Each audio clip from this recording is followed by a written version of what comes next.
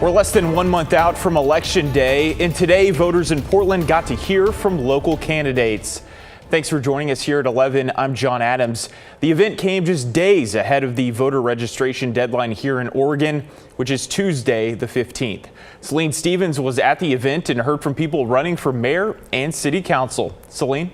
John, so that event was called Pride in Voting and was specifically for those in the LGBTQIA community to get to know local candidates. That said, everyone was welcome to come in to learn more about who they might be voting for before Election Day. And if you want to influence the way your city is run, you need to vote. A meet and greet between voters and candidates was held at the Marie Equi Center Sunday, an opportunity for voters to rotate among tables with candidates, have conversations, and ask questions. I'm really interested and invested in the fact that Portland is changing to a larger city council format. Have been interested in hearing candidates' positions about the police department, about Portland street response. I'm concerned with accessibility and transit. I came here to learn more about my District 2 options for City Council primarily. While it was held at the Marie Equi Center and was specifically for the LGBTQIA+ community to get to know candidates for positions like mayor, city council, and more, people of all backgrounds were welcome to come and get educated. Portland has this opportunity to have 12 amazing people work together in a new form of government. Make sure you know these folks. Make sure you're finding out who you want to rank and who you don't want to rank. The location of the meet and greet also was important, as the center just held its grand opening Friday. It will serve as a vital resource for those a part of the LGBTQIA+ community, while also being the first of its kind in the area. This is going to be a space where folks can find safety off of the streets during the day, reset their nervous systems, get a snack, connect with a peer worker, have access to resources and support that they need. I think having this event here is doing double duty in a great way. It's both bringing people who might not have felt like they were ever going to have direct access to candidates in a place that is designed for our safety. Mayoral candidates also spoke with me about how they felt an event like this one would benefit voters looking to learn more, especially those who have been underrepresented in the community. It's an opportunity to listen to what they need and incorporate those ideas into my platform, and as mayor to make sure that they're at the table and that what they need are always being considered and never marginalizing any voice in Portland. On council, I've been advocating for increased staffing for our LGBTQIA+ services and programs. I'm always here to stand up for the most vulnerable Portlanders. Again, if you are going to vote, you only have 2 more days until Tuesday, October 15th, to register to vote in the November 5th general election. John? All right, Celine, thank you. And don't forget, you'll be able to hear from the top 5 candidates for Portland's mayor right here on KGW in the coming week. Join us and the Oregonian for the debate Tuesday at 6:30 p.m. You can watch it live right here on KGW or streaming on our KGW Plus app.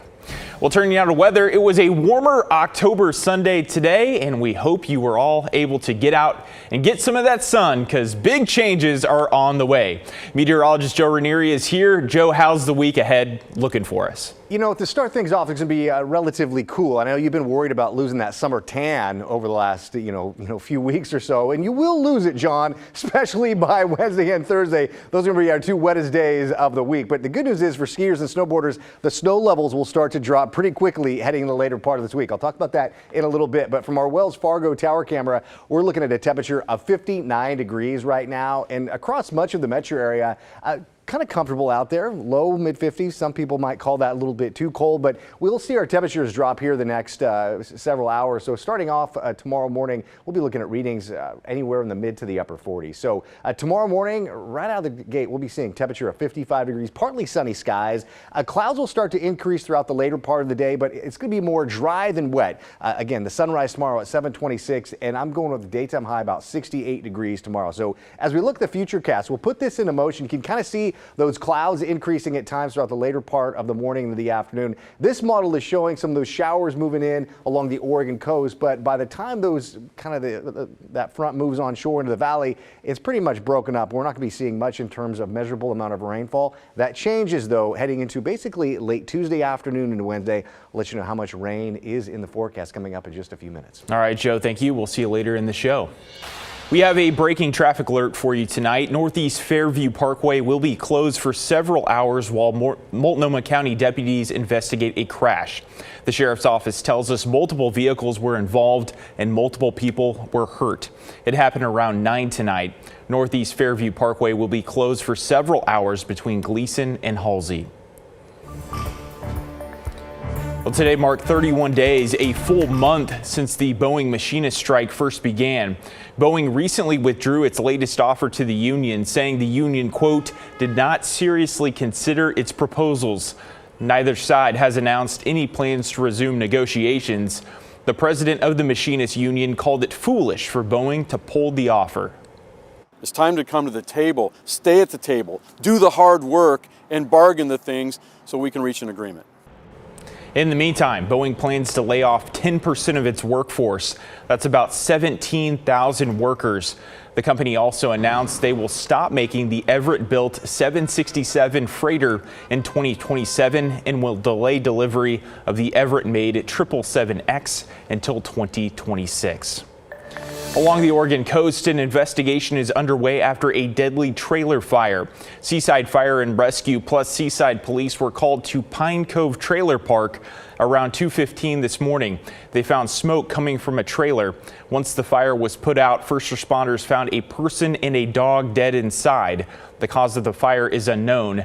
The identity of the person killed has not been released. In Gresham, police are investigating a robbery where a gun was fired in a business. It happened around 12:45 this afternoon at Dottie's Deli off of Northeast 179th and Gleason. Police said 2 suspects went in, one fired a shot and left before police got there. No one was hurt. People who feel the need to steal from others are being held accountable for their actions when they're caught. This weekend, Portland police is back on the streets looking for stolen vehicles. It's a mission that's been supported by a community social media group. Our Sydney Dorner spoke with people who have had their vehicles stolen after they reached out online for help. Now, this isn't police's first time conducting a stolen car operation. Portlanders I spoke with say being a victim of this crime put them in a financial hole, and they're glad to see the city being proactive. You know, it means a lot when you go from nothing to something. Austin Mulkenberg was just homeless, living in his car with his 2 dogs. Finally getting on his feet a month ago after settling into an apartment in the Laurelhurst neighborhood. Last week, that all changed when he heard someone starting up his car. Somehow instinctively knew that it was my vehicle, and I didn't have time to put shoes on. I just threw some pants on and out the door I went and chased him about a block and a half up Stark. Austin knew he couldn't catch up to his now stolen vehicle, calling the police, who told him when cars are recovered, it usually happens within a week. Out of desperation, he started posting his car details on Facebook, finding the group PDX Stolen Cars, a community for people impacted by the same crime as him. That they will keep an eye out, because you know there's community watches, people have Ring doorbell cameras, but you know that only catches so much. Portland Police is also tackling this issue alongside Multnomah County Sheriff's Office, who is even utilizing an airplane to track down stolen cars over the weekend. Austin thinks crimes like this are often committed by people without much, but says he still needs answers to what happened to his gold 2001 Honda Civic.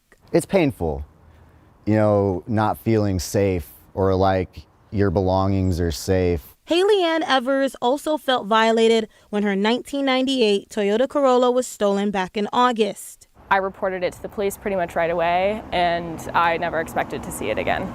Luckily, a Portland officer found it after noticing the car looked out of place. She says the thief was sentenced to jail, but she now has to save up around $1,000 in work after he lived and broke into her car, finding comfort in the PDX Stolen Cars group and seeing others who dealt with similar setbacks. If we can come together, in collective community action ways to address issues like this at their root, then I think everyone will be the better for it. Sydney Dorner, KGW News.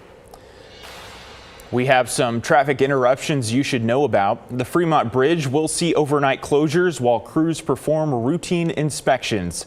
They started tonight with a single lane closure of the northbound I-405 ramp. The closures are scheduled to start around 10 each night and reopen at 5 the following morning. We have a detailed list of all the closures on our website, kgw.com.